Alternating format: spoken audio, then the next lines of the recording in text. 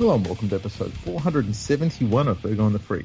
I'm that bloke from Rugby League Project, Andrew Ferguson. You can find me on Twitter at AndrewRLP. And join me as always is the glorious LeagueFreak. You can also find on Twitter at LeagueFreak. And look, I just got to say, the Prodigal Son has returned. Yes, I have. How are you, Andrew Ferguson? No, I wasn't talking about you, mate. It was, the news today is that the West Tigers are chasing a new halfback. Sprightly, magnificent halfback by the name of Mitchell Pearce. They fucking know. Apparently according to the world's greatest rugby league source, James Hooper. Oh, wow. The blogger. They've tabled a 2-year, $1.5 million deal. 2 years. How old is, what is he, 33, 34? He's got to be around 34, 35, I think. You know, I'm pretty good with fucking ages. Let's look this shit up. I reckon I'm guessing 35. I'm going to say 34. He'll be 34 by the time it kicks in. Mitchell. Oh man, it's his birthday next week. He turns 34 next week. So I'm like kind of scary good at that shit, eh? Yeah.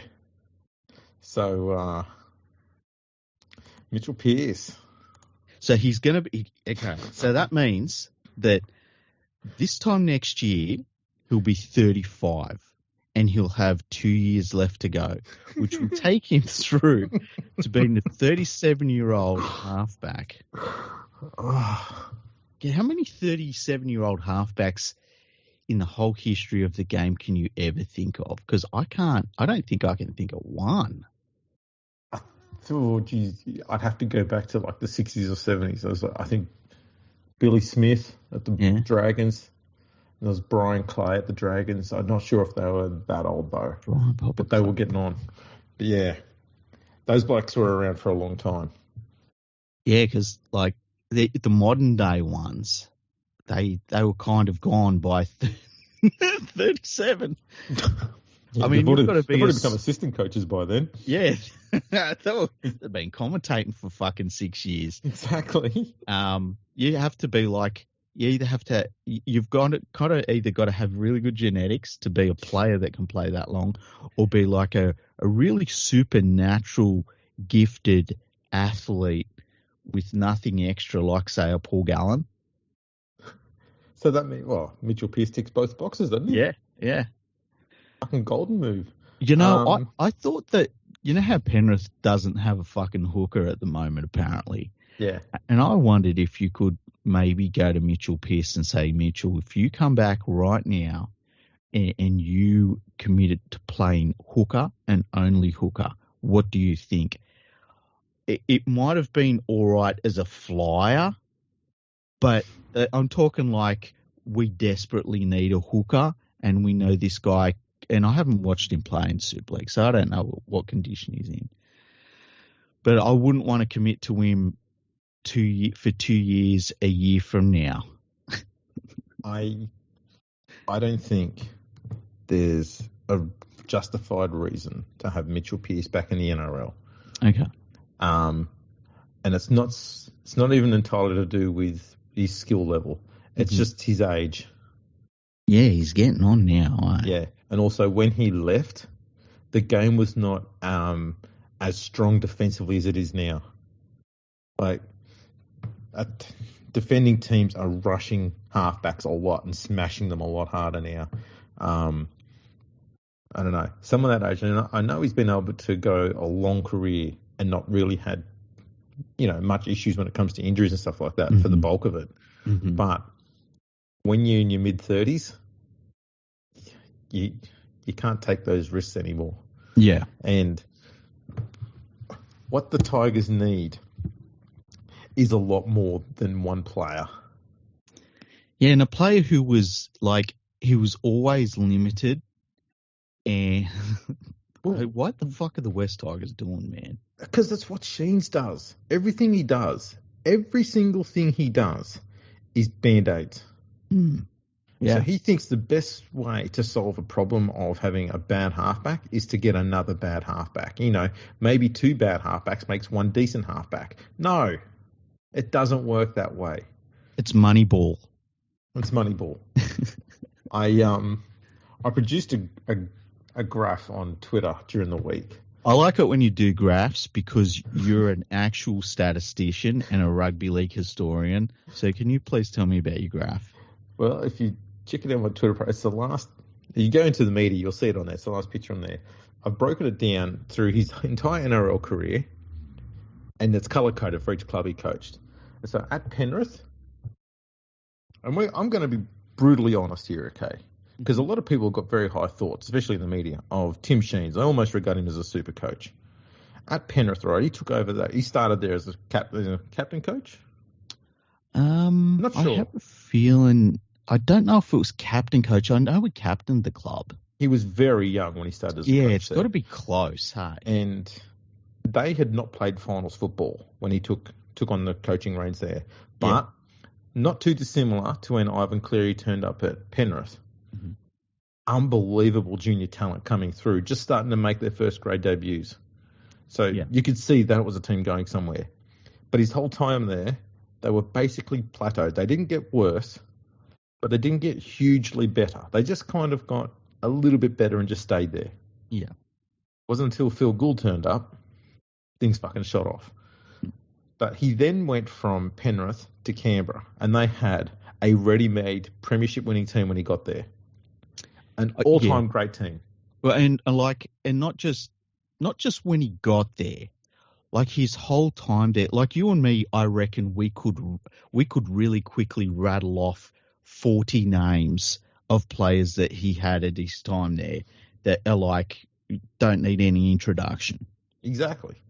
Unbelievable squad he had to work with there. And so, of course, his career skyrockets there. They go great. Mm-hmm.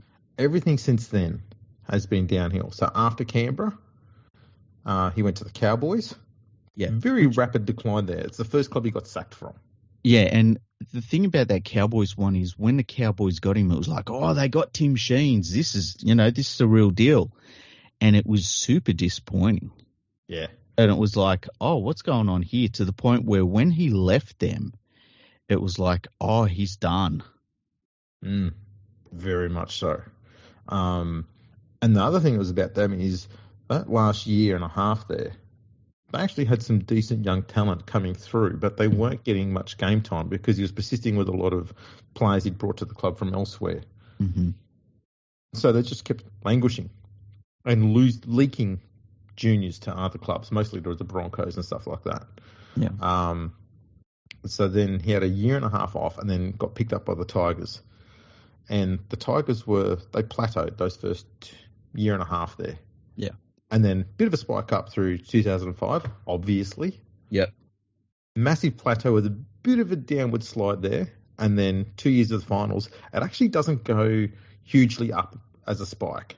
Mm-hmm. Slightly curves up and then plateaus again. And that's where it's been. His entire existence at the West Tigers, up till now, 252 games, 122 wins, 130 losses, points difference, plus 72 points. That's after 250 games. Yeah, that's all he's crazy. managed is basically parity. That's basically what he's done in 250 games there.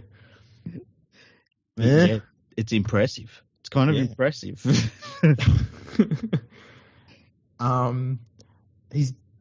He's gone and done what Tim Sheens always does and spends a lot of money on a lot of known players. So it sounds like he's built a good side, and yet they're struggling. That's, you know what, and I think it's the epitome of that is David Klemmer, because on paper you get David Klemmer and you're like, oh, that's pretty good, but you had to have watched David Klemmer play for the last couple of years to know that you're not getting a plus in your team. You're just getting a guy that can play this spot, it's like I'm looking at this West Tigers team as they're playing right now, and it's shocking, especially when you consider that he come in as a consultant and said the best person in the world to coach this team is me. and he takes over, and they've gone absolutely nowhere. Yeah. Insanely poor. And that's the thing. You look at the team on paper, they're not a team that should be as bad as they are. I'm not saying they should be a lot better, but they should have had at least one win by now because they haven't had a hard draw. No, they haven't. And they've had 2 games at Leichhardt to start the season against very beatable teams. And they've that's it. That was the best part of their draw in terms of home and away was those 2 games at Leichhardt because now they're basically on the road because, they've got 54 home stadiums. Yeah. So it's just such a disaster. And the other thing is you look at their side and it doesn't look like they're building anything either. They just look like a bunch of players that have been chucked together because that's what they are. But it even looks like they didn't have an off season. Yeah, they're clunky in every way. There's no doubt about it. They actually look like they've got worse from last year, which is an achievement given that they have legitimately improved the squad, yet somehow got worse. Yeah, when you spend as much money as they have on bringing all of those players in, and you at the very least they're as bad, that's a disaster. Like they're capped out. So Mitchell Pearce. And maybe he'll come back and he'll play State of Origin. Maybe he can. What if he comes back? Probably will. Doesn't mean he deserves it, though. But what if he comes back, right, and he does what Andrew Johns did, but he actually plays like Andrew Johns did in those last couple of Origin games that he played? Wouldn't that be weird? He'd only do it at Origin level, though. He wouldn't be doing it in black and gold. Yeah, true. The other word was there was talk that Luke Brooks might be going to Leeds. It'd be a bad signing for Leeds. Leeds would be better off to sign Mitchell Pearce. Probably. Although I've got to say, if he gets the ball and he just runs it, he's going to go through those Super League defences anyway. But man, I just can't believe how done Luke Brooks is.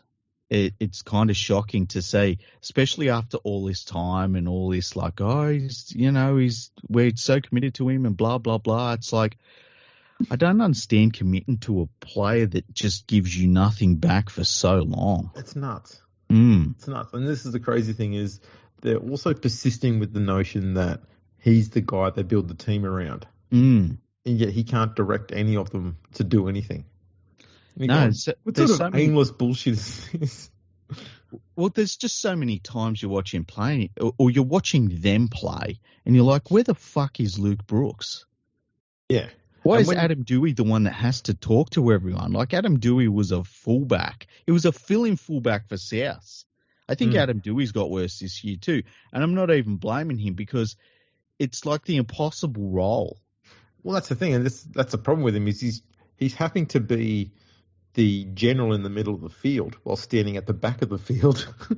It's crazy. It's nuts. It's like asking Billy Slater to be both fullback and halfback. No one can do that shit. Yeah. Doesn't matter how good they are. You can't do it. You've got to be in the line. You've got to be up there in the middle of the play. You can't be sitting 30 metres behind play trying to tell everyone how to run a play. It's so backwards and stupid. But hey, it's an era of 2005 about the club. We're going to bring back attacking footy and stuff. Yeah, that's going great. By the way, can someone tell David Norfoluma that he's not a fucking spectator? Like, he goes and plays, how many games did he play for the Storm? At most 8 or something like that. And then he comes back. He's talking about, it was nice to get a taste of that. He's done nothing since he come back. He's just proven that he's just a bog average. In fact, not even bog average. He's a below average winger in the NRL. No one has to worry about David Norfoluma, ever. He's so bad that the coach who is known for moving deck chairs around but never sacking anyone has dropped him out of the first grade side. He's dropped him finally. Yeah, he dropped him last week. He didn't play. Seriously, while he was dropped down to reserve grade, the Tigers then went and released Ken Mormolo from the last year of his contract. David Norfoluma, his career arc is doing very little saying, well, I really wanted to play some finals football, finally getting a chance at the Storm, and people talked up what he did at the Storm. It's like, shut the fuck up. Then he comes back and immediately gets dropped from this West Tigers team. Like, well done, David. You really are that superstar you thought you were. Yeah, he's bad. Yeah.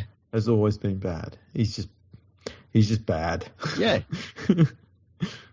Now, another thing that was coming up, it sounds like a stats-heavy show, but last week... But the thing is, Andrew, you're a statistician. And I do dabble. Yeah. I think last week, the week before, there was a news report that came out about poor old Parramatta having to play 3 teams in a row that have come off a bye. Yeah, I tell you what, I've been playing at the world's tiniest violin for their hard draw because I don't know where that whinge come from. But when I started to see it, I was like, what's wrong with their draw? You know, what's going on? It came from the media. In their defence, it wasn't Parramatta who complained. It was the media who were making a big song and dance about it. Mm-hmm. But it's not the first time a team has played a few teams in a row coming off a bye. Mm-hmm. Okay. Now, I've got a good one here, like the most extreme version of this. Let me find it here. It was in 1999, so we're not going back to fucking ancient history. Yeah. All right, so round 16, 1999. So the week after Balmain came off the bye, they played against Penrith. Mm-hmm. Penrith then played, and this is all in a row.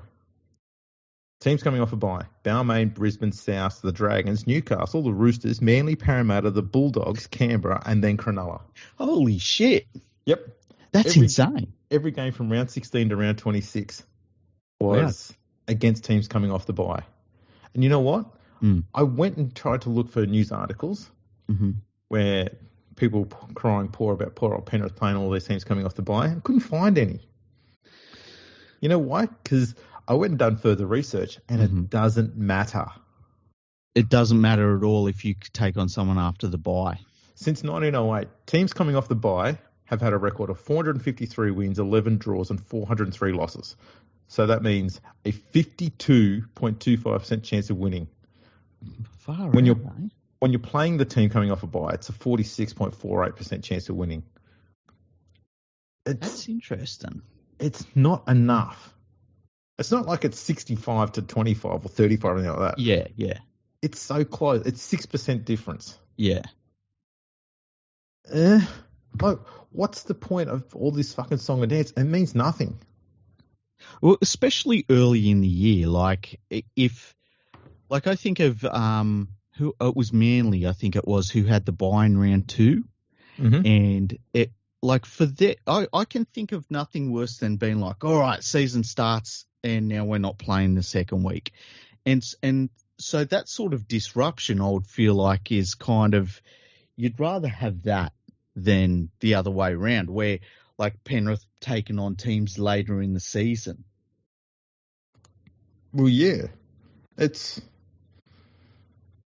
I don't know.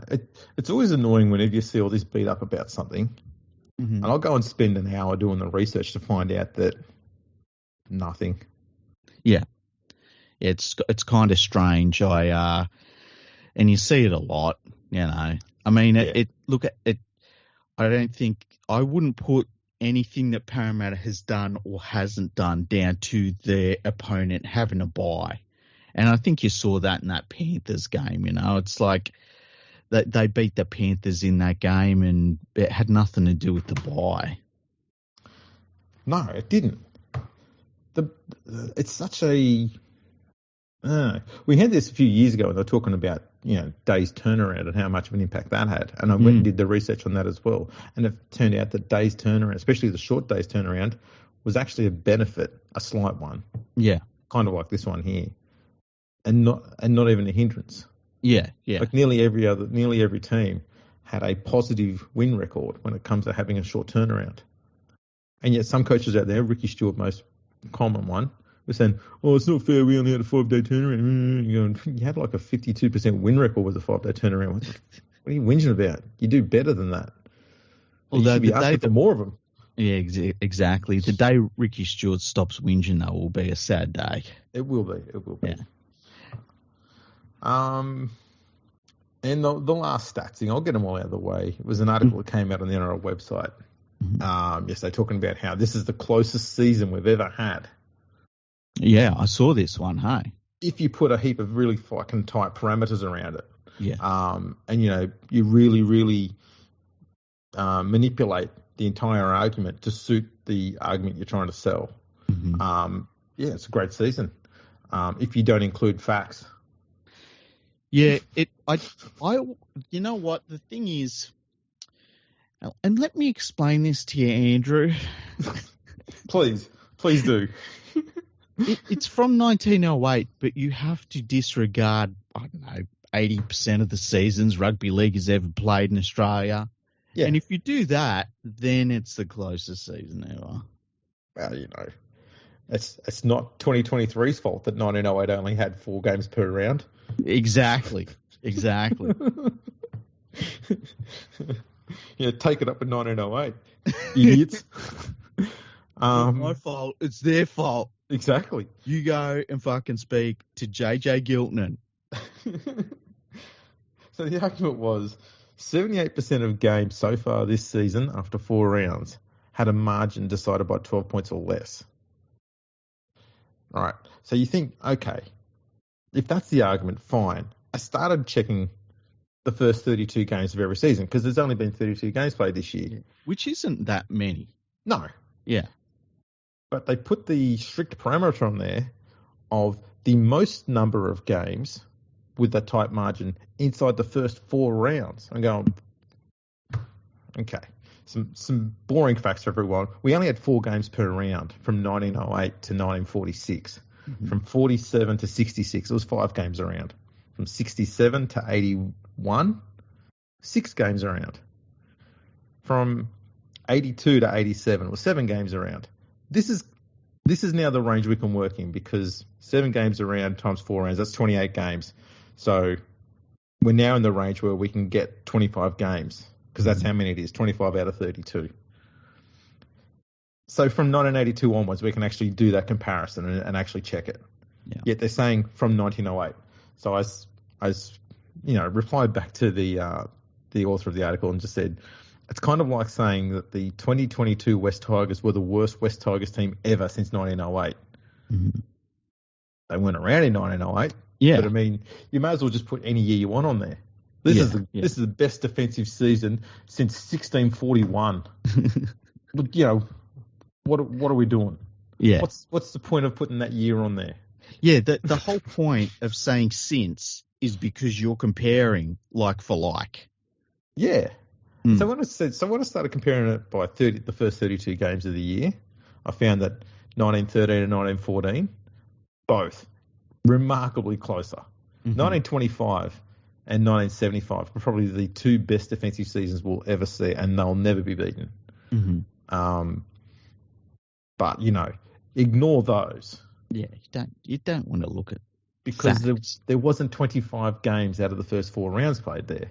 Yeah, there's only 16 games in 1925. Right. So how can they get 25 close games out of 16 played? I didn't understand. I never understand a lot of those things, and I hate it when people go to in the NRL era because the NRL era, it's not really an era in the game's history. It's you kind of have the different eras. Like I would say that we're in the 10-meter era. I think you can line up everything for the 10-meter era. When it comes to the number of games played every round, you have to go by like for like if you're going to do that. And that means you're saying, what was it, 1988? Yeah. That's when we started having 8 games per round. Yeah. So, oh, man. Even this, I know as I said to you before, if you're saying it's the best defensive season in the last 40 years, you go, that's pretty damn impressive. Yeah. So you don't need to say in 115 years. That's just inviting nerds who've got nothing better to do than to pick your argument apart and prove it wrong, fuel to go and do that. And that's exactly what I did. But no, you're absolutely right too about eras. It has to be based on either rules, well, largely on rules, or scoring systems. Yeah. So I use, as you do, the 10-metre rule is one era. Yeah. And the others are the 3-point tries and the 4-point tries eras. And then I guess the other one that you could put in there is to the limited tackle era. Yes. It's probably the other huge one. Absolutely. Yeah. When you've got massive rule changes that changes the way teams think and play the game, yeah, that's a new era. You know, so you always get these people who aren't au fait with using stats. They'll always use an argument to try and prove a modern stat right, saying that, oh yeah, but you need to make tries in the past worth 4 points. And you go, well, no, you don't, because you're changing the rules now, which we can't do. We can only go by the facts that were there. And if you change the rules to suit an argument today, you change the way the game would have been played. If tries were worth 4 points and we had a 10-metre rule and limited tackles in 1908, every result would have been completely different. Entirely different. And a good example of that is this ridiculous 2-point field goal from outside the 40 rule. Like, that has changed the way that teams are playing the game because they get an extra point for kicking a field goal from outside the 40. Yeah. And that's a pretty minor points change rule, you know. So that's a good way to line it up in terms of that. And, yeah, it would have just changed how everyone was playing the game, what they were doing, their tactics, because the points would be different. So, yeah, you can't do it. Yeah, I mean, we even saw it during the 70s and early 80s where a lot of fans were losing interest in the game because teams would just be having cracks at field goals during the game because if you can land a field goal, it's worth 2 points instead of, you know, wasting tackles trying to score a try that's only worth 1 point more. Why not just go for field goals all the time? People got sick of that, so they put the field goal value down to 1. And less than a decade later, to try and promote try scoring, move tries up to 4 points instead of 3 points. Yeah. We saw point scoring automatically change in that whole period, especially in 83 onwards when the try scoring value went up. And a year or two after the 10-metre rule came in, point scoring again went through the roof and just kept spiking upwards. So every little rule change, it has a flow-on effect. It takes 1 year, really, for teams to adapt. And then the following year, you see the change take place. It happens the whole way through. Yeah. It's ridiculous how much those changes happen. So, yeah, you've got to go on the facts you've got and compare, you know, scores and stuff with what was done in the past. You can't go changing rules to suit an argument because that's stupid. Yeah. And like, you know, when you break it down with stats and, you know, for the most part, stats don't lie. And, you know, it was a strange one, but there's a lot of strange stuff written about the game these days. There's a lot of times that I'll see, and look, I've written some strange stuff myself in the past. It's like we've all done it, but I'll see things written and I'll be like, oh, I don't know about that. Like a really good one is when you see people saying, and I saw a tweet and it was from a Kiwi, I think it was a Kiwi radio person, and they were saying who's the best centres in the game. And they listed all these great centres. And it might have been the best point scoring centre or something like that. I don't think it was the best. Oh, it was the best attacking centre. That's what it was. And they listed all these players, and they did a really good job, actually. They listed Dally Messenger in there. They listed Dave Brown in there and Greg Inglis. I think Mal Meninga was in there and stuff. And it's just like on the statistics alone, it's pretty hard to go past Dave Brown, you know. Absolutely. And like just looking at the list, I was like, I can't make an argument better than Dave Brown. But it was interesting to see people reading that and then putting their 2 cents in. Like I saw somebody say Jamie Lyon. I wanted to smack them. Jamie Lyon. Jamie Lyon. Wow. Yeah. You've got two or three immortals there who were centres. Yeah.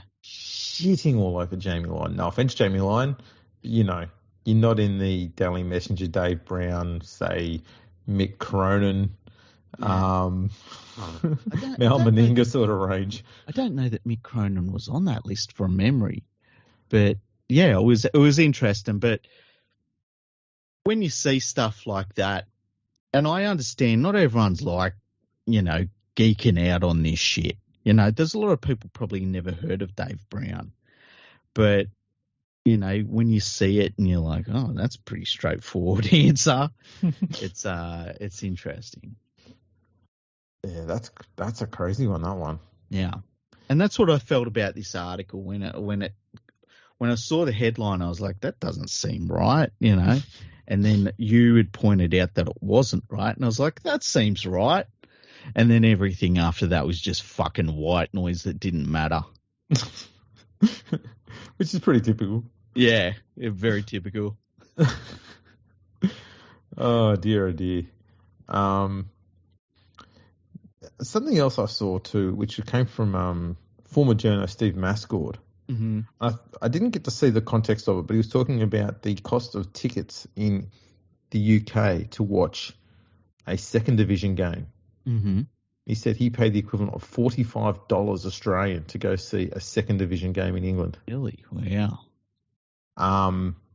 That shit's got to change. Yeah. Why would he do that? Well, it's more if that's legit what they're charging people, it's no wonder they're getting crowds of 800 people to those games. Why are they charging so much? Yeah. Well, we've talked about the ticket prices for Super League, which are outrageous as well. But yeah, that's a lot for a lower division game. Yeah. I reckon you could almost, if you had a standalone lower division game, like what would you pay to go and see a New South Wales Cup game? I don't know what the ticket prices are for New South Wales Cup. Because the only games I've been to, I've either been at the NRL game and the game, there's a New South Wales Cup game on, or I've walked in as a commentator with my media pass.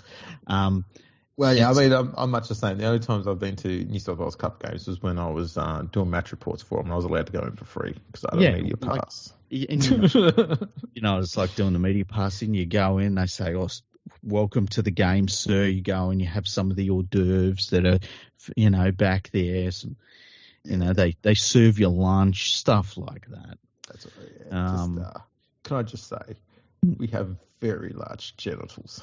It's like your driver takes you to the game. Would you like your grapes peeled, sir? Yeah, exactly. It's very much a lot of that stuff. So I don't know what a New South Wales Cup game is for a ticket. But what would you like for a New South Wales Cup game? Anything over $20, I'd be like, fuck that shit. Yeah, I think it's got to be around $10. Yeah, I would think so. And I think if they did make them around $10, even for second division games, but imagine if you could pay £5 or £10 maximum. £10 is probably a bit high. Let's go with £5 over in England to go to a second division game and League One games. You'd probably find it wouldn't take long before you start drawing bigger crowds, and you'd end up making more money than what you currently do with the ticket prices through the roof as they are. You'd think so. I know they've got a different financial model over there, but that's very a shit one where there's not much money involved because they're charging people far too much money. Yeah. It's almost like they've got this impression that people in England have got lots and lots of money. And the people who go to footy games in England aren't fucking millionaires. Exactly. They're like people who go and watch sports nearly everywhere else in the world. They're lower to middle income people. So, fucking look after them. You're taking our money all the time. How's about you try and make shit a bit more affordable for us so we can enjoy it a bit more? Otherwise, we'll just sit down and watch it on TV and you can have empty fucking stadiums. They're already cutting back over there, right? Cutting back on soap, dental hygiene products, spices. Chewy vegetables. Yeah, come on, give them a break. Yeah, look after them. The teeth are completely ruined, so they've got to drink their peas. Come on. Help him out a bit. Sorry, I've got a thing against mushy peas. I fucking hate them. Dear. Yeah. I like them. I know. Well, it's the pom in you. How dare you? Fuck you. Oh, you opened that door. Oh, well, what else has been going on? Well, I saw there was a lot of hysteria over Suwali, who signed a bit of a contract. He'd signed a 1-year contract extension with the Roosters and then immediately signed, I think it was like a 3-year deal for, it must be, I didn't see exactly what it was per season, but it's got to be something like $1.6 or $1.8 million a year to sign for the Australian Rugby Union. Oh, and right. I like, to me, it was kind of a meh sort of thing. Like, if he wants to waste a couple of years of his life playing rugby union, fair enough, especially if they're going to pay that much. I'd love to know where they're getting the money from, because they don't have fucking money. But I saw a little bit of people trying to force a meltdown over it, which I thought was kind of weird. And I also saw Trent Robinson saying that him signing to go and play rugby union in a couple of years' time shouldn't rule him out of playing State of Origin, which I thought was fucking ridiculous, and sort of showed that Trent Robinson, like every other coach, is just about self-interest of him and his club, because, State of Origin should be a reward for people committed to rugby league. And so, yeah, Suwali can fuck off as far as I'm concerned. It's a sign of where rugby union is at, where they are willing to throw that much money at a winger. It's so stupid. All this money, think of in the last 15, 20 years, the amount of money they've thrown at rugby league players, and how much of that could have actually just been spent on their own junior talent and trying to make them better. Yeah. Which would have been more beneficial for rugby union in this country. Because all signing Suwali on $1.6 million does is acts as a deterrent for other potential rugby union players coming through the ranks and go, well, the best way for me to make money in this game is to go and play rugby league. Yeah. And then hope I get noticed and then I can come back that way. Because if I stay in the junior ranks here, all the rugby league players are going to be coming along and taking my spot, and they'll get paid more than me. All you're doing is turning away your junior talent. It's the same model that rugby league in England had done for far too long. Mm-hmm. They're trying to change it now, thankfully, but it's still, they got a long way to go. And theirs was not so much with rugby union, but just players from Australia and New Zealand, basically. Mm-hmm. This is nuts. And yeah, I mean, it's not going to hurt rugby league if he goes. No. Yeah, and like, if they, I couldn't name a fucking rugby union player in Australia, right? And if I can just name one of them and it's Suwali, like, what's that going to do? Like, if a bunch of people want to turn up and fucking eat cheese, stinky cheese, and drink wine while they say, oh, look at this rugby league player, like, good luck to them. Rugby league is going to just keep going forward, and rugby union is going to keep going backwards because, as you say, they're just undermining their own system. And the money is out. Like, if I was a rugby union player, I would be fucking outraged that this guy can. I mean, first of all, they're saying he can finish the NRL season at the end of his Roosters contract and walk straight into their test team, which is fucking outrageous. And then he's going to be the highest paid player in the history of Australian Rugby Union, which is fucking outrageous. And yeah, it's just like, keep going, keep doing it. And like, they're also, like, they're saying, oh, they might do the same thing for Cam Murray and Penasini's another player who I don't understand the hype about Penasini. I think he's a solid first grader, but he's not like some superstar or anything. And it's just, they keep doing. They did it before and it fucking ruined them. Just keep doing it. I'm all for it. Good luck, Rugby Union. Keep minimising yourself in Australia. It's fantastic. Yeah, I'd be surprised if Murray goes. Yeah, I don't think Murray will go unless he gets to the point. And look, he's starting to get a bit banged up playing rugby league and it's because of the way he plays. But I suppose if he went to Union too, he'd probably move into the centres, kind of like what Sonny Bill did. Yeah, so, he'd be a back. Yeah. So yeah, I just thought it was just craziness by Rugby Union, just absolute craziness. And the other thing is too, it's funny seeing.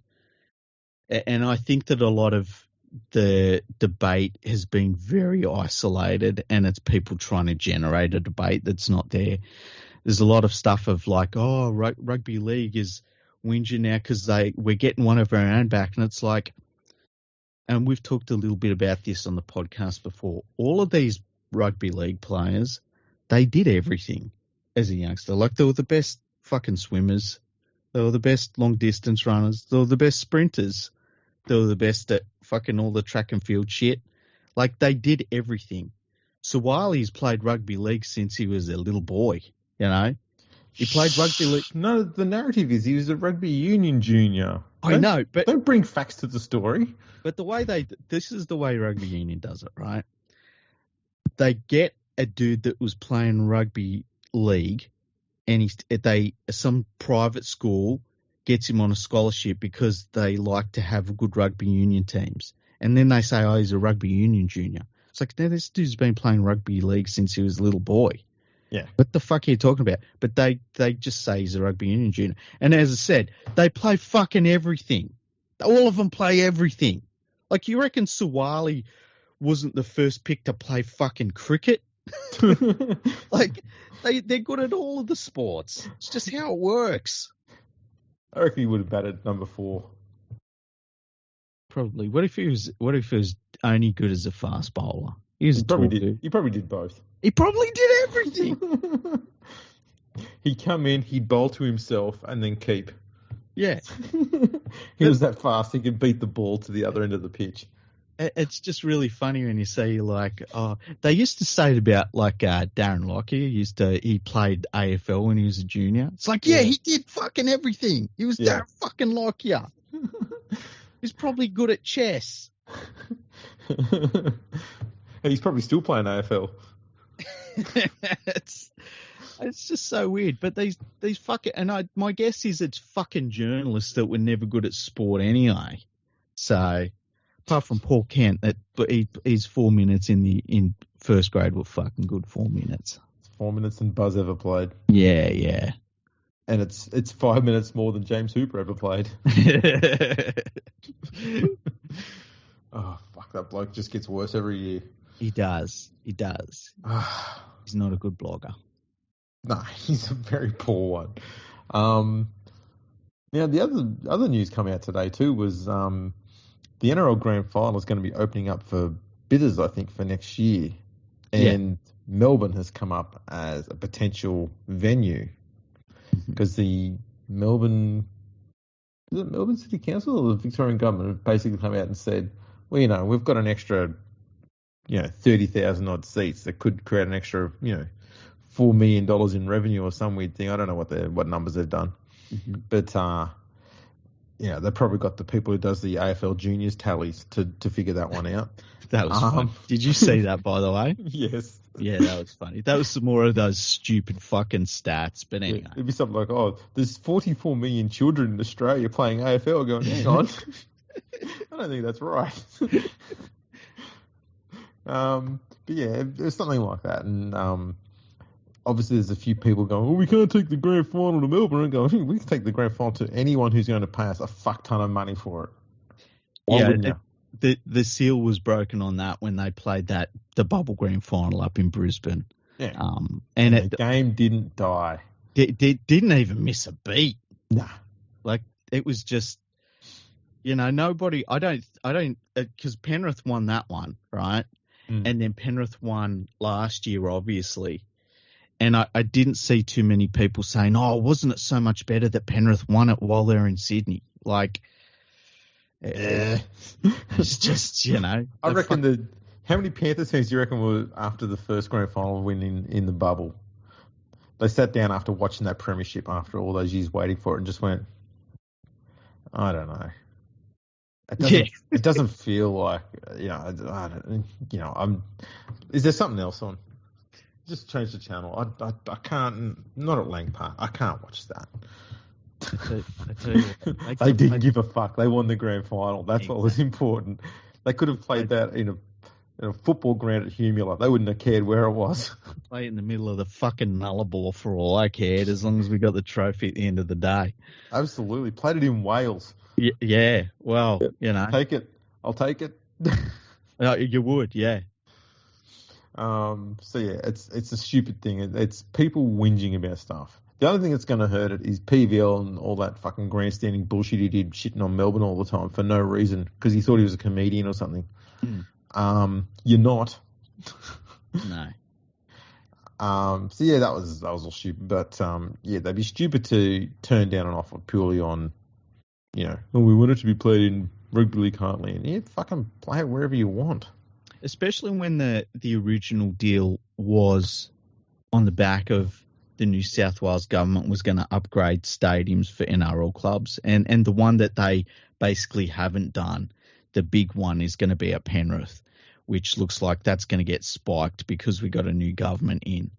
And but in saying that, and people think, oh, LeagueFreak's picking sides. Hey, the previous fucking government said, we're going to build a stadium. We're going to build a stadium. We're here, look, photo op, and nothing got built. And if you listen to the podcast, and we've done a couple of podcasts on what would we want out of Penrith's new stadium, in all of the podcasts we talked about Penrith Stadium, I said nothing's getting built until they start fucking turning dirt, and they never even got close to turning dirt. No. This newly elected government's come out and said something along the lines of, it wouldn't be right at the moment to come out and start building stadiums when we've got a lot of debt to deal with and other things that need to be worked out. And I go, yeah, like I don't know, but if there is a lot of debt, then yeah, go sort that shit out. A football stadium's really not that important in the long run, but it looked like the three grounds that they were focusing on, that I think were due to get upgrades, and to get government funding for it, were Penrith, Shark Park, and Leichhardt Oval. Now, Penrith and Shark Park have already had some upgrades paid for. So they were going to be Penrith second on the list and Shark Park third on the list because Shark Park is basically privately owned. It's owned by the club, so they can't be fully government funded for some reason. But Leichhardt Oval had been missing out on upgrades for a long time because they had a Greens member sitting in that seat there, and they were opposed to doing anything to upgrade the stadium for a long, long time, for as long as I can recall. And I'm pretty sure that Greens member may have lost that seat to Labor, or they might be very close to losing it, which was opening up the door for possibly getting some upgrades to Leichhardt Oval. But the state government, Chris Minns has come out and basically said, yeah, let's just put that on the back burner for a while. So all these stadium upgrades in these suburban grounds are going to be on the back burner for a little bit. I don't know how much longer for. I've not really looked into it. And yeah, I'm not picking sides. That's just basically the very small amount of stuff I heard on the news this afternoon. Yeah, like all politicians are the same. They're all the same, all the sides. And people get upset when I say that on Twitter. It's like, I don't give a fuck if you're upset. They're all the same. And I think that Penrith will start getting chirpiness about a new stadium when the next election is getting close, and you'll see the same fucking people right now are saying, oh, no stadiums. Will be like, you want a new stadium? Vote for us. I think politically for some of these parties, Labor and Liberal, they saw how much hatred and animosity there was in the talkback radio sphere anyway about that new Sydney football stadium that's built.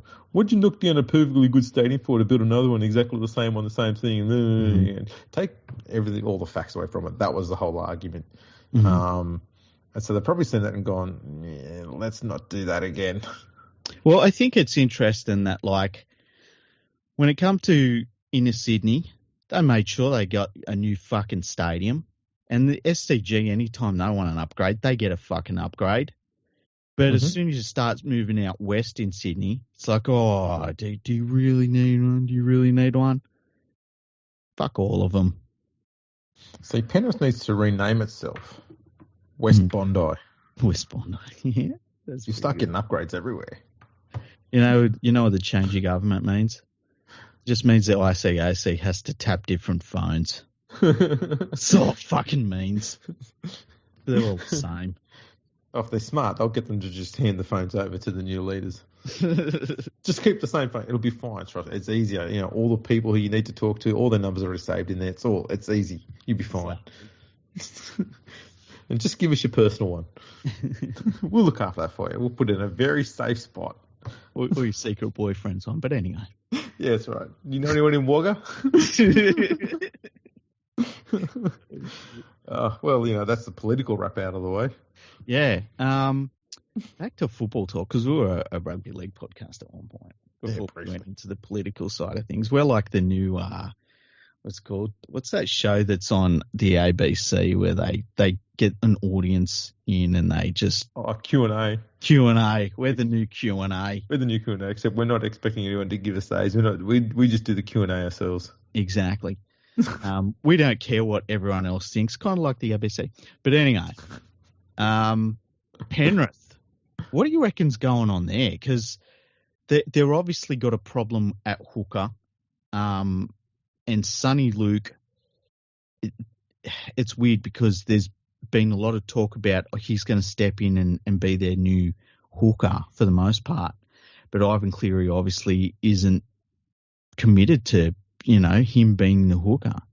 Keeps on going like in different directions. I mean, and then he gets the head knock, so he's not able to play for 11 days. I think Penrith really need to look at their hooker options because Mitch Kenny isn't it. Yeah, you know what? I don't think they need a world-class hooker either. They just need someone who's got a little bit of spark about him. That's why Sonny Luke would have been perfectly fine. Mm-hmm. You don't need a top-of-the-line guy. You just need someone who, who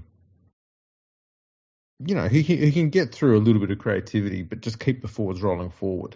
And Mitch Kenny he's a stopgap hooker. I don't think his original position was to be a hooker. I get the feeling he was kind of more geared up to be like a back rower or something like that. Yeah. And so he basically does what Dean Hallitau did as a hooker. Yeah. He makes a lot of tackles and he just throws the ball off the deck to whoever's asking for it. Mm-hmm. And so there's not much in the way of leading the forwards and getting them moving forward. And so I think that's the one thing that's hurting their attack at the moment is they're not getting that roll on in attack. When the Panthers are actually moving forward in the middle of the field, it's largely because Yo has straightened the attack just by stepping off his foot and then hitting two weak shoulders. I see him an awful lot in the last few weeks. He's getting through the line, and he's getting so much better every single year at finding weak shoulders and running at them.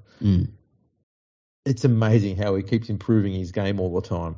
And his offloads just keep getting better and better every year. Not that they've ever been bad, but they're now getting... He's able to hold him up. It's like he's got so much time now.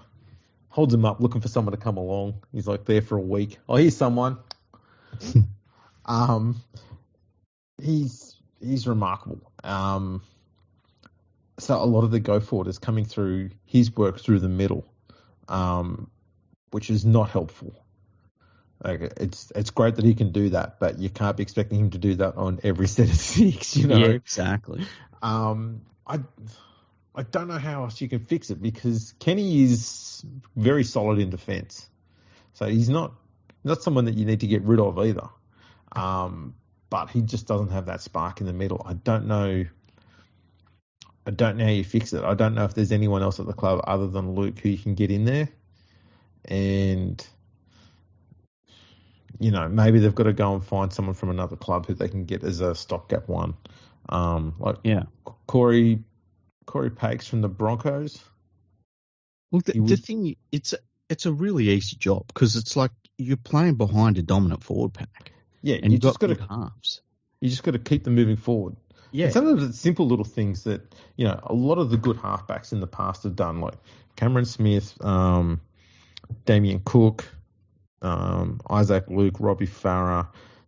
A lot of the times when they needed to get their forwards moving is they'd pick the ball up and they'd scoot from dummy half, and then as soon as they're getting close to the defensive line, they then dish it to a forward because the defensive line has either stopped or they've started to retreat because they think that the dummy half's taken the run. Mm.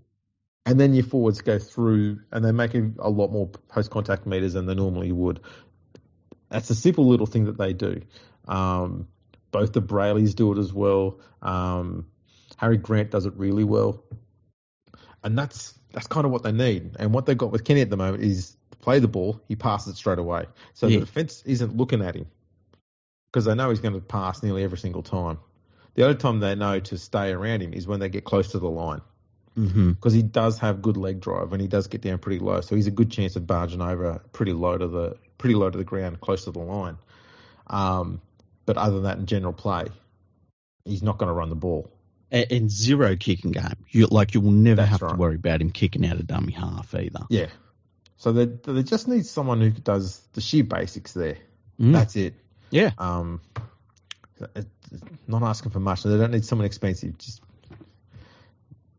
someone a little bit better than Moses and Bai. They'll be fine. Yeah. Moses and Bai would be a disaster. But no first grade club would have him as a hooker. Not a sane one. No. The weird thing for me is that there are a few players, and I understand you don't want to change winning things. You don't want to change winning habits. You don't want to change winning sides. There are a few players in the Panthers side, and Mitch Kenny's one of them, where it's like I worry there's a little bit too much faith put in them. And when you see players that are obviously not elite players, and they just keep getting selected, and they're an issue with your performance. That's when you stagnate and you start going backwards. And I think that's what we've seen a little bit at Penrith. I don't understand why we keep selecting Jamin Salmon. I understand that he's a pretty handy player if he's like your 26th player in your squad and you've had injuries and you bring him in and it's like, oh, he does a job, But I don't think if he's one of your top 18 players, that worries me, And I think we're seeing that a little bit out of Penrith. Now, obviously, their depth has been hit by the salary cap. That's what it's there for, and that's fine. But I think that him and Kenny are two players that I look at and I'm like, if these are the first choice players in our first choice 17, that's a concern. Yeah. I'm wondering if maybe Tyrone Peachey could be used to solve an issue here. Well, he's been brought in this week, and we'll see what happens. Like, I don't see him as a hooker. No. As a backup hooker off the bench either, like especially full time. But he might be able to do something. He's got to give you more variety than Mitch Kenny is anyway. If I could be Tim Sheens for a minute. Yeah. How's this for an idea? Okay. Luai to hooker, Peachey to 5'8". Well, I tell you what, Luai would be an incredible hooker. I think we actually in the World Cup saw him at one point. He's playing both hooker and halfback. He was playing, in the same game at the same time. It was crazy, and he would be a really good hooker. But I guess the problem is that can't be a full time solution, is it? I mean, no. They've moved Luai close to the middle of the field, which needed to happen, and he's playing much better since that. He's a lot straighter too. Yeah, and he terrifies teams when he gets the ball in the middle of the field because he's so fucking good, Yeah, he does that little thing too where he can just dawdle up to the line and just spring off a foot, either one, and just get outside his defender in front of him. Yeah, ridiculously how good he can do that. Yeah, I wonder if I've never thought about this before, but just now, I mean, you could probably switch Cleary and Luai. I wonder how that would work. I don't think it'll make much difference. You reckon? Yeah. Because Cleary plays like dead set in the middle of the field. But Luai doesn't go over to the right very often at all. That's the thing. That's always Cleary and usually Isaiah Yeo when they go to the right in attack. Yeah, sometimes you find halves, like right-handed halves, and they're really poor at throwing passes left to right, but they're really good throwing right to left. I think Luai's one of them. It's not a huge criticism. Nearly every single right-handed half has that sort of an issue. Like they can throw these massive. Nico Hines is a good example. Can throw these massive passes, right to left, and they're torpedoes and they're perfect and they hit their mark exactly where they need to. Try and get them to do exactly the same pass the other way. They could probably do it, but it won't be as great or as consistent. The only person I've ever seen who could pass perfectly long both ways was Ricky Stewart. Yeah, Ricky Stewart. Andrew Johns was pretty good at it, but Ricky Stewart was definitely the OG of that sort of thing. Oh, yeah. Fucking missiles that just landed on the spot every time. The guy was a freak of a half. Luai's passing game is very good. But I think the reason why he doesn't venture over to the right-hand side too much is I don't think he's confident enough in his passing game left to right. He's more comfortable going right to left. See, he parks out on the left side. The thing that worries me about the Luai situation at Penrith is it's not Luai's skill set. And it's what he has to work with around him. Like you look at how complex, like even the Broncos' attacking structure, and the Broncos playing great this season. It's really good to see. But the Broncos' attacking structure out wide is more varied than that of Penrith, and it shouldn't be that way. No, that's right. See, I don't know. There's not a plethora of great hookers out there. I'm surprised though that Penrith didn't really make a play to try and find someone to replace Coruscant. See, I get that they thought we've got Sonny Luke and we've got Mitch Kenny, and that's a pretty good first grade rotation. And then after that, you go into your lower grades. I get that. But if the idea was that Mitch Kenny was going to be the number one hooker at Penrith, that was never going to be good enough. And anybody could have told you that. Yeah, it doesn't work with the system and the styles that they had in place. No, and his skill set, which is very limited. Yeah, in attack, absolutely. It shows too, though, I think, in Cleary's mind that they're a team that works off the back of their defence. And their defence hasn't been bad. No, their defence has got the job done this year. Yeah. Like, you can't be upset at that. It's their attack. It's their attack. It's making the meters early in the set. And got to say, too, some of their last tackle options have been a bit pedestrian. Cleary's kicking game has been average. And that's for probably the best kicker in the game. Yeah. That's not good enough. So there's too many of those bombs that are just bog standard bombs. And, we heard about, when he had time off at the end of last year and he was working on all this shit, we'll put it into play. Otherwise, none of it really fucking matters. Yeah. He's not shown a great deal of variety yet.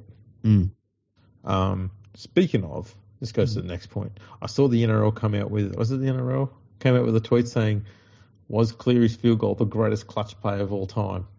I think it was Fox Sports. Fox Sports, there you go. Yeah, and look, it was really fucking good. But can we please shut the fuck up, Fox Sports? I'm surprised they didn't start with breaking news, hey?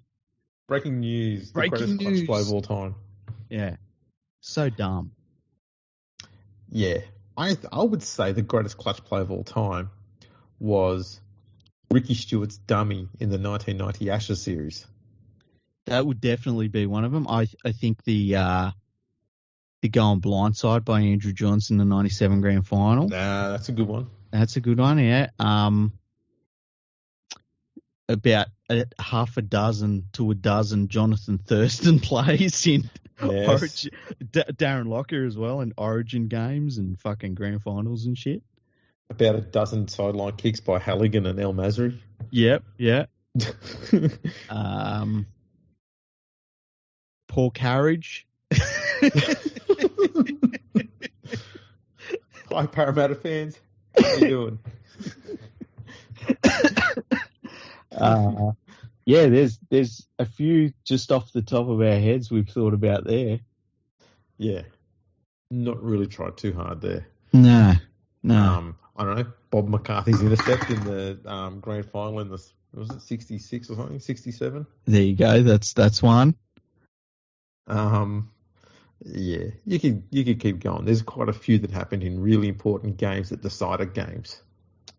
Yeah, and that's the other thing too. Really important games, not fucking round 3, round 4. Like, yeah, how many remembers the great plays of round 3s in the past? I know. Maybe that's what we should do, a top 10 greatest plays in round 3. The other thing is too, like, it was in a game where the game was won with a field goal in Golden Point. Yeah, I didn't understand it. Once again, some weird shit is written about rugby league.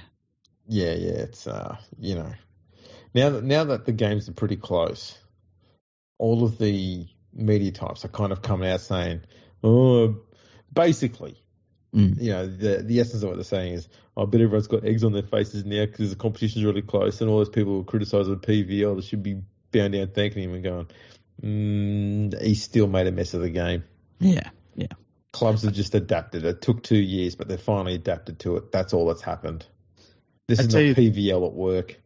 Another weird one that I saw today, and it was from the NRL, and it had a picture of Nathan Cleary and the dude at Nico Hines, and it said, which one is the best halfback? And it's like, look, I really like Nico Hines.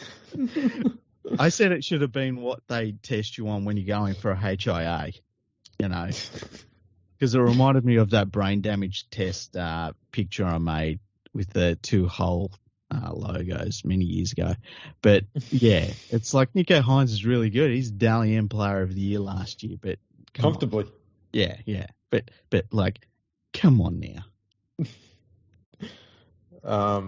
2 very different players too. I mean, come on. Yeah, at fucking different points of their career. Like, Nico Hines has been playing full-time halfback for now, it's a little over a year. It's like a year and 3 weeks. Yeah, that's basically it. And Cleary's been doing it since he was 2. Yeah. Like, one is, like, really only been a full-time first grader for a year. Like, first choice first grader. And the other one is a 2-time premiership winner and World Cup winner. Like, let's just pump the brakes.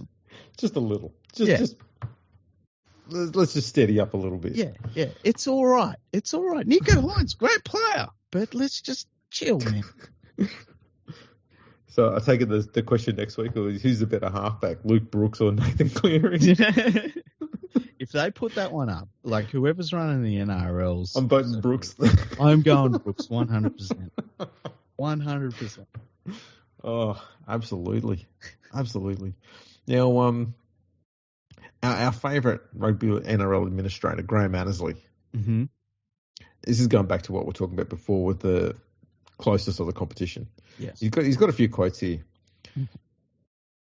And I'll read them out because it goes completely against what he said 2 years ago.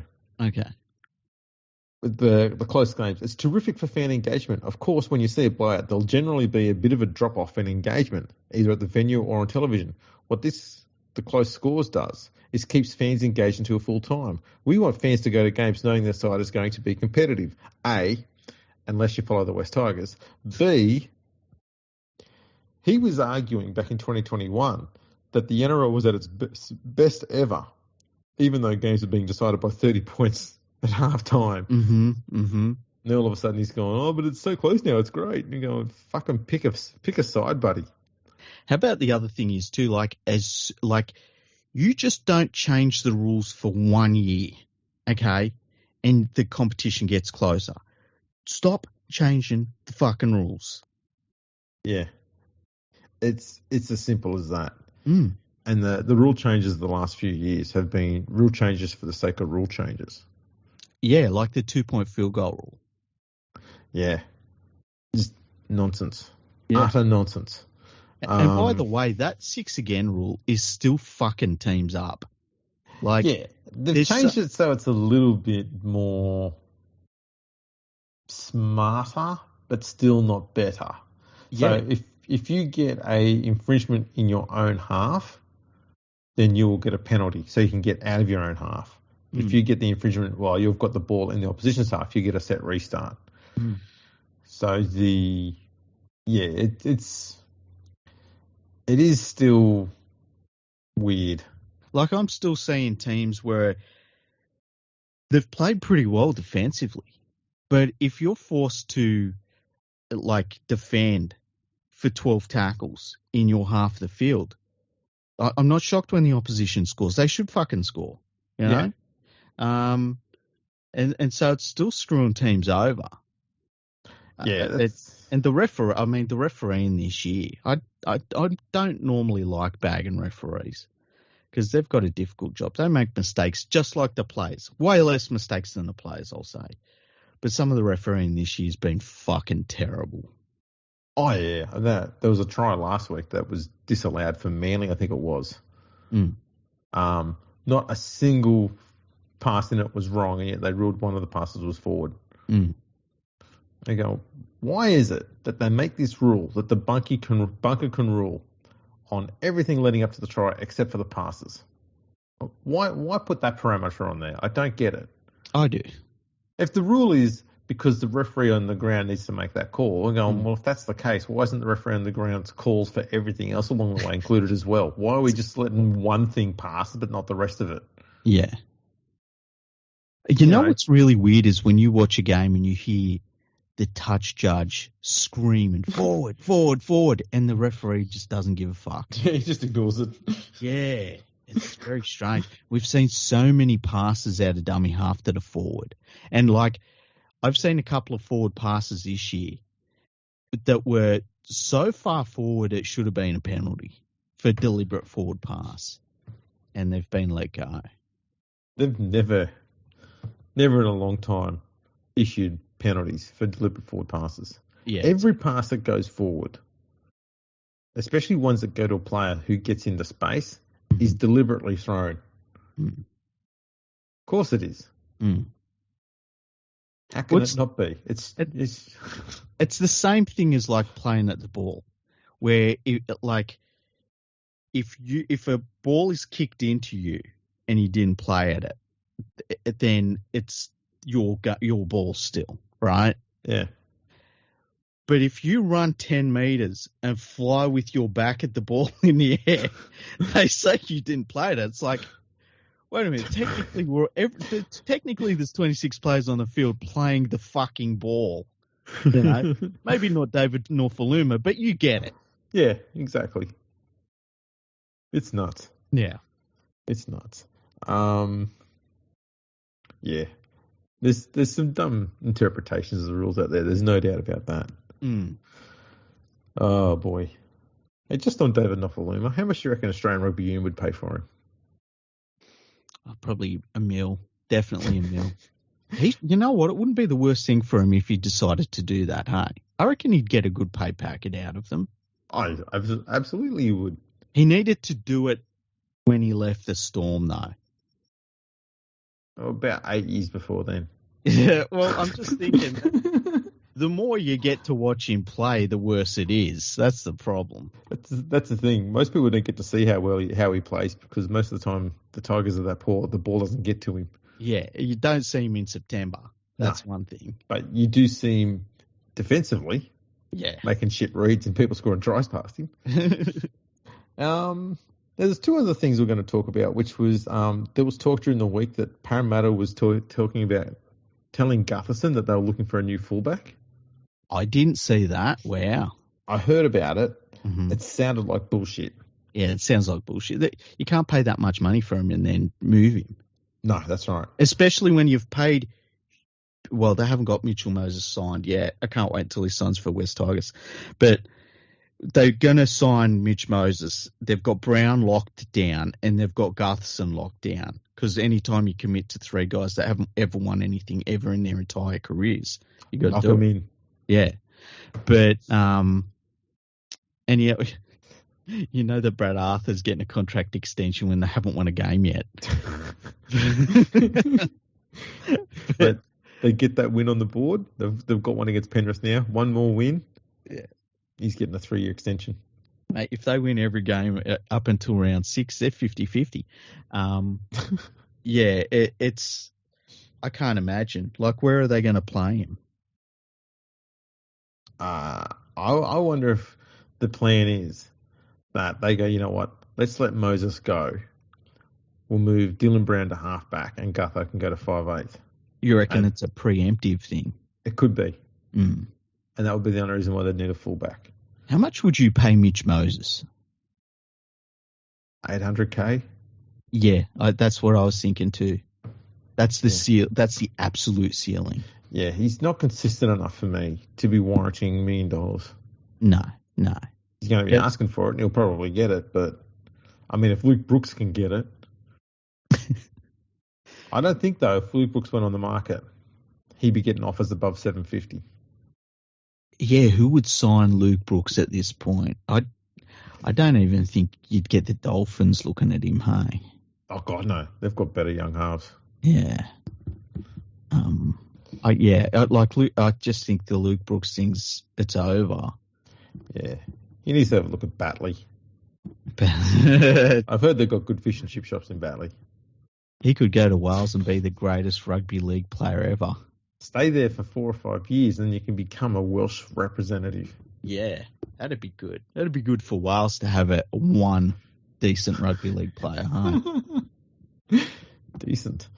Still a bit heavy lifting. Now, the other player who might be on the market is Jack Whiten. This was a funny one. I would love the people that talk up Jack Whiten to actually watch the fucking cunt play. Okay? Because he hasn't been good for a long time now. He's been inconsistent to disappearing completely. I never got the move to 5'8" for him. I don't think it was ever a good idea. And he's now 30 years old. You can't move him back. It's where you're going to put him. Yeah. The move to 5'8" has wasted the best part of his last 3 years. When he should have been at his peak as a centre or a fullback. And they've ruined it. It's not even his fault. You know, you can't transition to being a 5'8" just overnight when you're in your mid to late 20s. Yeah. It's too late by then. You make that move when you're younger and you can learn all the skills and stuff you need to do. It's too late now. I don't know. I like Jack Whiten as a player, but I don't like him as a 5'8". I just feel he's just a wasted entity now. I feel like he'd be pretty good as a centre, but he's not going to go anywhere to be a centre. You know, he's going to want huge money. Yeah. And I just wonder, you know what he feels. You know what he feels like? He feels like a fucking really hard Dragons player, like where we've got problems because all of the players we're signing don't want to be here. And we need to make a splash, and so let's get Jack Whiten, and we'll get him, and we'll play him like outside of Hunt, I guess. And I get that he wants to test the market, and I get that he probably is at a point where he feels like he's done everything he can in Canberra, like he's been there for a long time now. But I just don't see where he ends up, where it's a better situation for him. And I think that he'd be a bad signing for most clubs. Yeah, unless he goes to, work in the back line somewhere. That's the only way he's going to work. But yeah, I don't think too many clubs are going to take him on for that. Tigers probably will. Imagine, what if the West Coast halves end up being him and Moses on combined $3.8 million a year? Would you like that? And then they sign Pearce to be your hooker. and then still keep Brooks. Yeah, and Brooks is somehow still being selected. He's on the bench. He's getting 70 minutes a week off the bench. We're moving Brooks to lock. Yeah, why not? Why not? Now, there was another article I saw, which I found curious. Mm-hmm. and it was about the Dragons. It was by Gordon Tallis. Mm-hmm. And his quote was, "How many coaches do the Dragons have to have before the blame gets put on the players? That's the new graveyard for coaches." And I thought, I've never heard anyone make that argument about the West Tigers, and they've had more coaches. That's a good point. All of this stuff about Hook being the media lined him up as a dead man walking before the season, and that's a media thing because I'm watching what he is working with as a coach, and I am utterly stunned at the performance he gets out of this shit team. They're a tiny little, you know what? They're Ben Hunt above the Bulldogs and the Newcastle sides we've seen in recent year. You take Ben Hunt out of there, they're the exact same teams. Yep. And so when I just am shocked that he gets so much out of these players. And if the players don't like him, I don't care because they're shit. Ben Hunt and Griffin are the only positives at that club. Everything else is a negative. And so to be blaming either of them for the situation the Dragons are in right now is fucking insane. I can't think of a player who has single-handedly carried a team as much as Ben Hunt has with this Dragons side. Yeah. And I know I've followed the West Tigers, but they had both Farah and Benji there. Mm-hmm. And those two combined carried that team. Mm-hmm. Even though it wasn't to any great heights. I mean, they've got a premiership and 2 other finals appearances out of, a decade together or so. Mm. Ben Hunt on his own, he's given this club at least 3/4 of their wins every year. If he wasn't there, they'd have picked up a few wooden spoons by now, in my opinion. 100%. They are a rabble. An absolute rabble. Who's their second best player? I reckon it's McNuggets.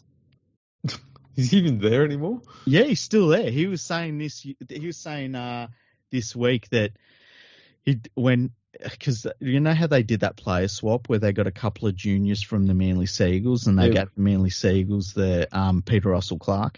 What a move! I know that's a fucking sea-bowl move if there ever was one. Oh wow! That's why you keep Hook. Yeah. He pulled that off. That is the biggest. That's like a troll move. You go, you know what? I'm going to see if I can get rid of Aaron Woods, but in return, get 2 upgraded young players. Who do I go? I'll go to Manly first. Surely they won't do this. Hey, Steve, do you want Aaron Woods? I'll just take 2 of your rookies. Yeah, sure, no worries, mate. Well, fuck, that was easy. That's like you're on the phone to Manly, right? And you got these 2 youngsters. You just want to get any young talent in your team because they've got none. And you're on the phone and you say, hang on a second, and you press mute and someone in the room says, say fucking Aaron Woods and see what they say. Yeah, low ball. We'll start with Woods and we'll work up from there. They must have driven the fucking car from Wollongong to Manly with Aaron Woods in the back because, getting off his contract, first of all, it's genius. But what the fuck what the Manly think they're getting? I don't know. Why would you give up 2 rookies? 1 rookie, you go, you know what? That might be okay. But 2? And they're just the contract difference. There's no way these 2 young blokes are on the same amount of money combined that Aaron Woods is. Oh no, combined they're on probably $250,000. Yeah. So, Woods would be on double that, triple that. Yeah, and he's not twice as good. Nor does he have the long future that they've got ahead of them. No, nor does he bruise anyone. He hasn't bruised anyone ever. Oh, it's oh man. I couldn't believe it. I was that's a remarkable deal. It really is. Anyway, so they got these 2 Manly juniors, and apparently one of these Manly juniors doesn't want to go to the Dragons. Don't blame him. And so McNuggets, means he's smart. So McNuggets is up in front of the media and he's like, yeah, I know how he feels. I didn't want to come here when I first come here either, you know. It just wasn't a good look. And to be fair, he's played pretty damn well for them. You know, he has been pretty good. Yeah, but it's like I feel like he's their second best player. I really do. And I know people talk about Zach Lomax. I watch Zach Lomax and I'm like, I don't see it. 3 years ago, Zach Lomax, absolutely. But now he's got David North-Faluma about him. He's like, ever since the barbecue. Yeah, I'm Zach Lomax. Ever since the barbecue, he's been woeful. Mm. He should be doing a lot better than he is. Mm-hmm. I had huge raps on him. I would have loved for him to go to the West Tigers before the barbecue. Mm-hmm. And that was when the Tigers were in talks with him. Man, he's been just coasting ever since. Yeah. Yeah, it's that's a win for Hook. 100%. He's only got about 15 others to sort out like that. He'll be fine. Give him another 2 years, he'll have a great roster there. You got a 2-for-1. The other thing is too, who are they going to replace him with? And you know they will go for Nathan Brown because they're idiots.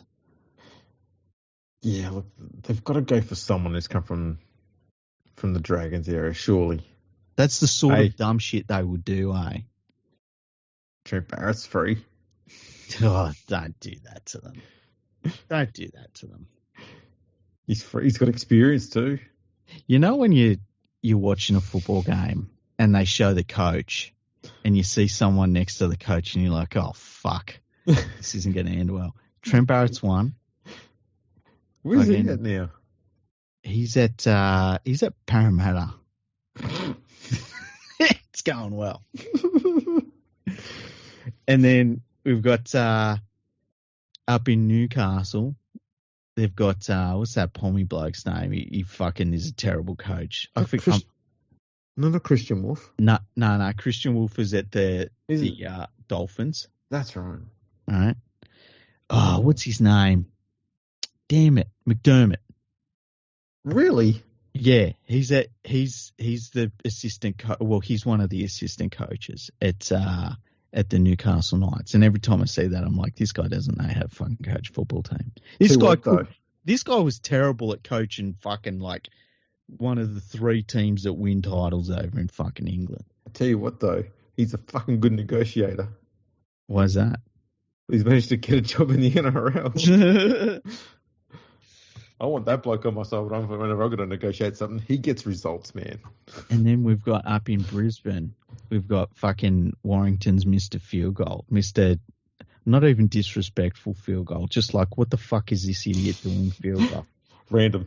Yeah, random field goal. He's up there in Brisbane. And every time I see those 3 in the coach's box, I'm like, yeah, this ain't ending well. Yeah, that's not great. It's not great.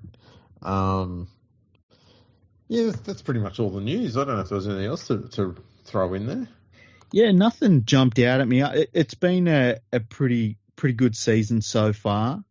You know, it has been close. If you don't take the West Tigers, like you cut them out of the competition, everything else has been close.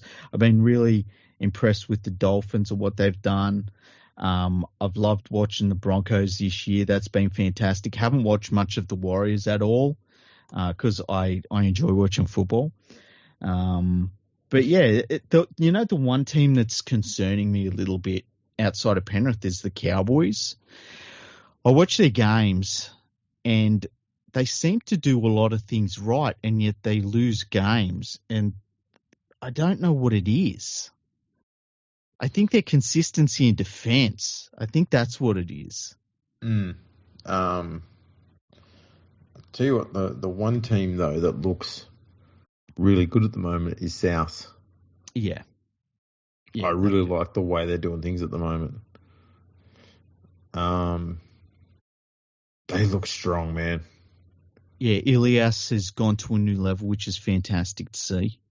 Yeah, and Latrell. I mean, there's a thing at the end of that game last week where his smarts have really picked up because they threw the ball back to him, like way back to him to have a shot at field goal. But the pass was atrocious and it bounced to him.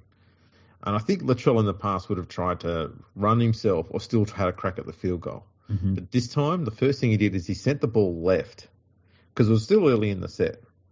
He threw it left and changed where he was standing to make it look like he was going to get the next shot at field goal, knowing full well that he wasn't. So the defence come rushing up to him, two plays later. They came rushing up to him, and he didn't get the ball. It went straight to Ilias unmarked, and he nailed that. Man, he kicked that sweeter than any field goal I've ever seen. Beautiful. It was just like if somebody said to a player, you can make the ball go anywhere with the magic fucking hand of God, it would have been exactly where he put it, just like straight between the posts, right and high, man. He hit it so sweet. It was perfect. And I just went, that was smart Latrell. In the past, we would have seen Latrell run it and try something himself. And fair enough, too. The bloke's a freak. He probably could do shit that would win a game. Yeah. But he's playing more within the team, a lot smarter. And it straight away immediately brought a result in the team's favour. It's just another notch to his game that makes him even more dangerous. He's fucking brilliant, man. Yeah, when you get to that level where you use yourself, like Billy Slater become a master at that. Where it was like everyone freaked the fuck out when Billy Slater was, and he didn't have to touch the ball, you know. And I think Latrell Mitchell is the only player in the NRL, and it's not to say that there aren't other great players in the NRL, but because there's a lot of great players in the NRL, but he's the only player that if he is on and he's in the mood, nothing matters. No, you won't stop him. Yeah, he's going to do, and it's like running the ball, passing the ball, which is incredible, using his size, using his speed, like it's just over if he's in that mood. And I think that's the thing for South, that if they get to the games at the end of the year, and I'm not really worried about them right now and what they're doing right now because they're a finals team. We know that. Yeah. But if they get to the finals and Latrell Mitchell is in the mood, they will win the grand final because no one can stop that. No, God, no.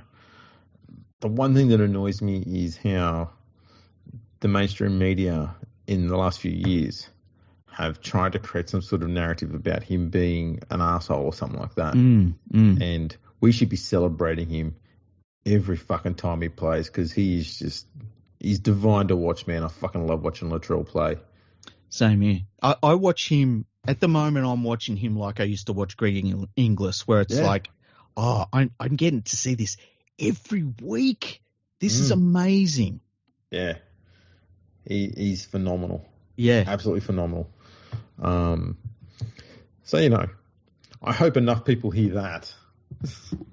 Get some Latrell love going because he's fucking brilliant. Yeah, he really is. He's a good player. It shows you, like, and he gets lined up against Inglis because they're both huge. And I think Latrell might actually be bigger than Greg Inglis, which is crazy to think about. But they're both guys that started at centre. They're both big, strong. They're skillful, and then they move to fullback for South Sydney, so they're both going to get lined up against each other. And like Greg Inglis is obviously the better player, but we're talking about one of the greatest players of all time in Greg Inglis. Well, this is right. And let's have a look here. Let's see. Inglis, 6'5". Latrell, 6'4". There's only 2 centimeters between them. Wow. And Inglis was 3 kilos heavier. There you go. Wow. 105 to 102. Bigger. They're almost there. It's an inch and 2 kilos. They're basically the same. That's insane. And I tell you what, because I remember the first time I saw Latrell Mitchell in person, and I was like, that's outrageous. You've got no idea how big he is. Greg Inglis was bigger. Holy fuck. I mean, a 102 kilo fucking fullback. The other thing is too, Greg Inglis, like Latrell, carries a little bit of weight, and that's fine. I think he's carrying a bit of weight because I would have a feeling that he was carrying a little bit of an injury a couple of weeks ago, and I think it's stopped his training because he come to this season looking like really fit. Greg Inglis was just, I think, he carried a bit more muscle on him. Yeah. And remember, he had those. He had a very late growth spurt too. Yeah. Like it kept him from playing regularly for the Storm in those first few years. Yeah. So yeah, he's they're big humans, man. Yeah, that's crazy. Greg Inglis was bigger.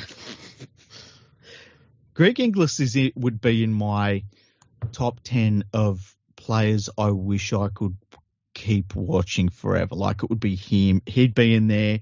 Matt Bowen would be in there. Benji Marshall would be in there.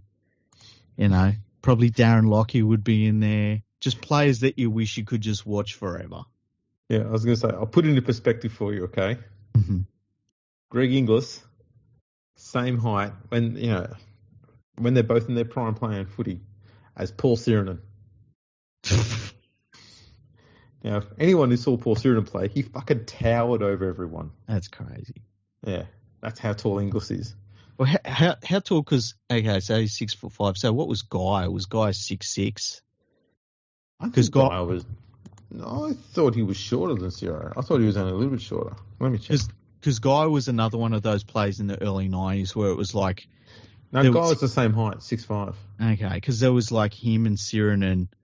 Well, you knew you were looking at something different. You were looking at something new. It's like when Willie Mason come along. Oh, yeah. Even when he was a junior player, you're like, this is something different here. Who's another one? And Ian Roberts was actually a centimetre taller than both of them. Really? That's 196. He was slighter though, hey? Yeah, fuck me, man. He hurt people when he hit them. Yeah. But they all dwarfed by Garrick Morgan. How dare you? Fucking. Oh, shit. All I remember, man, I had a footy card with Garrick Morgan on there. He was 200 centimetres and 130 kilos. It's like, what the fuck's he doing playing league? He didn't play it for long. No, he didn't.